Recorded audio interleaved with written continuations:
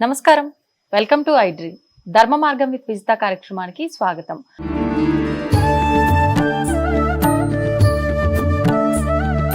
నమస్కారం అండి. జై శ్రీరామ్. జై శ్రీరామ్. ఇప్పుడు ప్రతి ఒక్కరు కూడా ఇంటి నుంచి బయటికి వెళ్ళిన మనిషి మళ్ళీ ఇంటికి రావాలి అని అంటే నిజంగా ఒక టెన్షన్. వాళ్ళ ఇంటికి వచ్చే వరకు పరిస్థితులు చూస్తే చాలా ఘోరంగా ఉన్నాయి. అది మనం కరెక్ట్గా ఉన్నా మనకు ఆపోజిట్లో వచ్చే వాళ్ళు కరెక్ట్గా ఉండాలని లేదు. ఎన్నో రకాల ప్రమాదాలు అకస్మాత్తుగా జరుగుతున్నాయి. ఒకప్పటి కాలంలో అయితే పెద్దవాళ్ళు ఇంట్లోంచి వెళ్ళేటప్పుడు ఖచ్చితంగా దేవునికి దండం పెట్టుకొని ఏదో ఒక మంత్రమో నామమో చెప్పుకొని తల్లిదండ్రులకు కూడా నమస్కారం చేసుకొని వెళ్ళాలి అనే సిద్ధాంతం ఉండేది. ఇప్పుడు అలాంటివి అయితే మనకి ఎక్కడా కనిపించట్లేదు, చాలా తక్కువగా ఉండుంటాయి.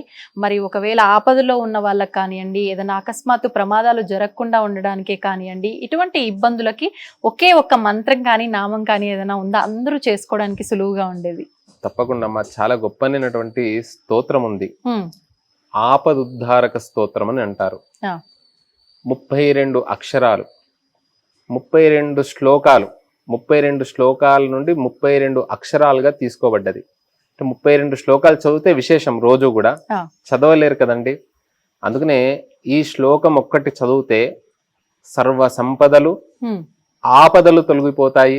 ప్రయాణం చేసేటప్పుడు, నిద్రపోయేటప్పుడు, నిద్ర నుండి లేచిన తర్వాత అన్ని వేళలా కూడా ఈ శ్లోకాన్ని చదవచ్చండి. ఈ స్తోత్రము అగస్త్య సంహిత ఉమామహేశ్వర సంవాదే అని చెప్పారన్నట్టు. చాలా గొప్పనైనటువంటి స్తోత్రం నుండి వచ్చినటువంటిది. ఆపదామపహర్తారం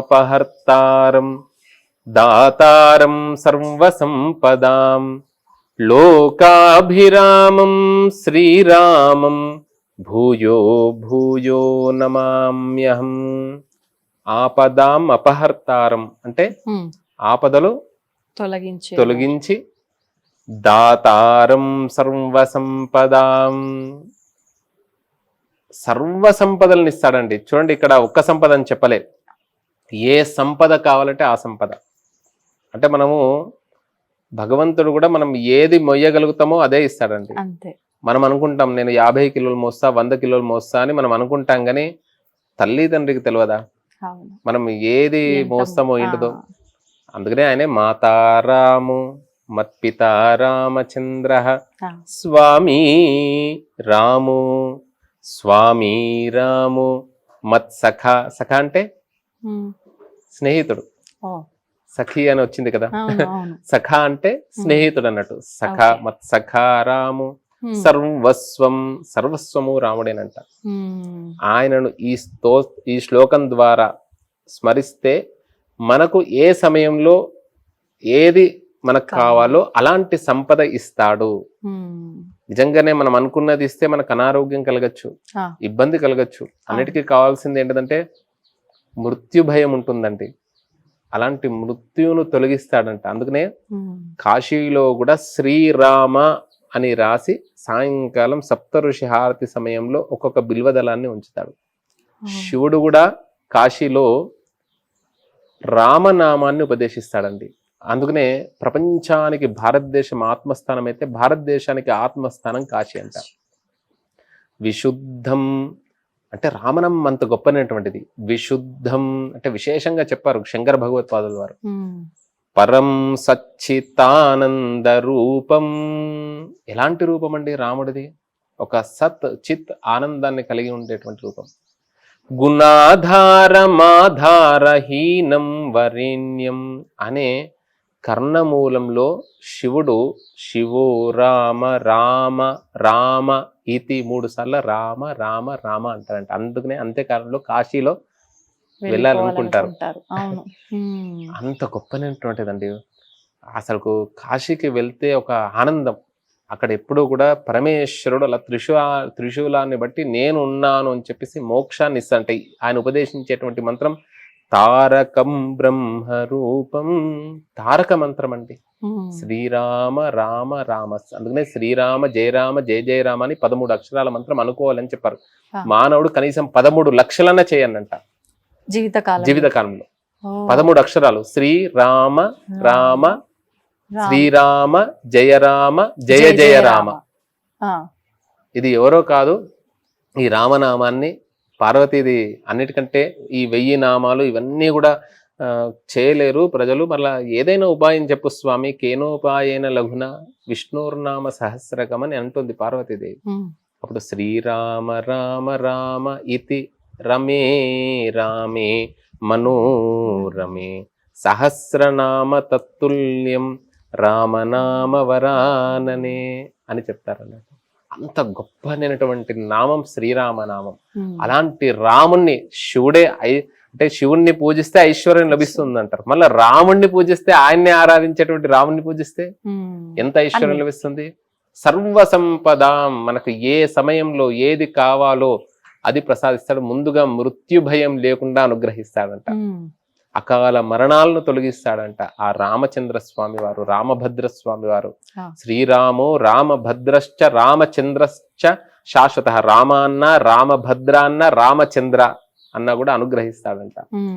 అలాంటి స్వామి లోకాభిరామం శ్రీరామం, అలాంటి శ్రీరాముణ్ణి భూయో భూయో నమామ్యహం అని ఈ ఒక్క శ్లోకం 32 అక్షరాలు ఉంటుందండి.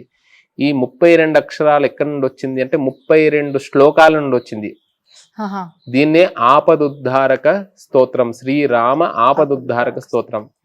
ఎలా మనకు లభించింది అనంటే 2 శ్లోకాల ద్వారా మీకు వివరిస్తాను. ఇప్పుడు మొదటి అక్షరం ఆ ఉంది కదండి. ఆర్తానాం ఆర్తిహంతారం భీతానాం భయనాశనం ద్విషతాం కాలదండం తం రామచంద్రం నమామ్యహం. ఆ వచ్చింది కదా. ఆ పా ఉంది కదా. పదాంభోజరజస్పర్శ పవిత్రమునియోషితే. అలా పా అనే అక్షరం, దా అనే అక్షరం, దానవే. మొదటి లెటరు తీసుకొని అందరూ కలియుగంలో చేయలేరు, వారు త్వరగా వెళ్ళాలి, ప్రయాణం చేయాలి, మరలా 32 శ్లోకాలు చదువుకొని వెళ్తారా?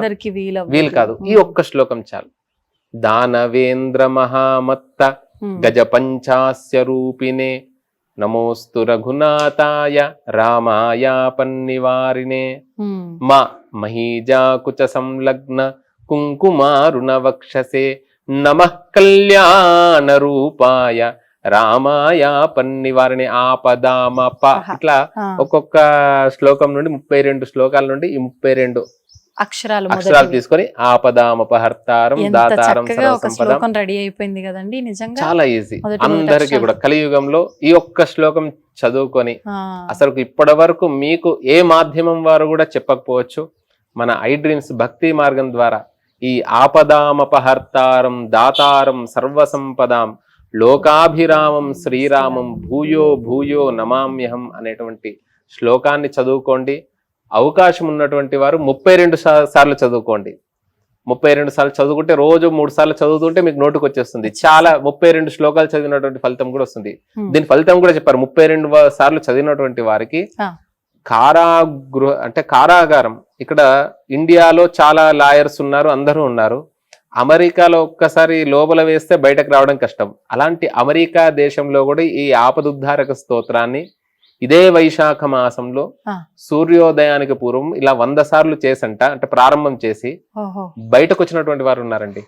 కాని పనిని వైద్యులంతా కూడా చాలా కష్టం అండి పిల్లవాడు అని అన్నారు. అలాంటి వాడు బయటకు వచ్చాడండి. అంటే చాలా గొప్పనైనటువంటి మహిమాన్వితమైనటువంటి స్తోత్రం శ్రీరామ ఆపదుద్ధారక స్తోత్రం. ఆ స్తోత్రం చేయనటువంటి వారు ఈ శ్లోకం చేయండి, ధరించండి. సంతోషం అండి. నిజంగా ప్రస్తుత కాలంలో ఉన్న ఇబ్బందుల రీత్యా సులువుగా అయిపోయేటట్టు, పని అయిపోయేటట్టు కావాల్సిన ఒక విధానాన్ని ప్రతి ఒక్కరు కోరుకుంటున్నారు. మీరు చెప్పినట్టుగా చాలా అద్భుతమైన మహిమాన్వితమైనటువంటి ఒక శ్లోకాన్ని అందరికీ వివరించారు. గతంలో కూడా మీరు చాలా వీడియోల్లో మీరు ముందు శ్లోకం చెప్పి వీడియో ప్రారంభించడం జరిగింది కదా. అంటే ఇప్పుడు ఈ రోజు ఏమవుతుందంటే అందరికీ కూడా సరాసరి పాయింట్ లోకి విషయంలోకి రావాలి. ఇప్పుడు నేను శ్లోకాలు చదువుకుంటుంటే ఆ వీడియోని స్కిప్ చేసే అవకాశాలు ఉంటుంది. అందుకనే సరాసరి విషయానికి వద్దామని ఆ విషయానికి వచ్చి ఈ స్తోత్రాన్ని, ఈ శ్లోకాన్ని అందరికి చెప్పేటట్టు వినటం వల్ల కూడా ఇంత పుణ్యం ఉంది అనే విషయం అర్థం అవ్వాలి అందరికీ. కాబట్టి మన ఈ ప్రయత్నం. ధన్యవాదాలు. జై శ్రీరామ్. జై శ్రీరామ్. తవ్వండి, తవ్వుతూనే శివలింగం. పరమాత్మకు జీవా సరే దాన్ని అట్లా కప్పేసేయండి, చూపించదండి. Krishna is there. మూర్తి పూజ కాదు, సాక్షాత్ బ్రజేంద్ర నందన భగవాన్ ఉన్నారు మూర్తిలో. ఏమీ ఆశించకుండా ఆరాధించే వాళ్ళు కూడా ఉన్నారా ప్రభుజీ? నిజమైన భక్తి అంటే మనకు తెలియదు కాబట్టి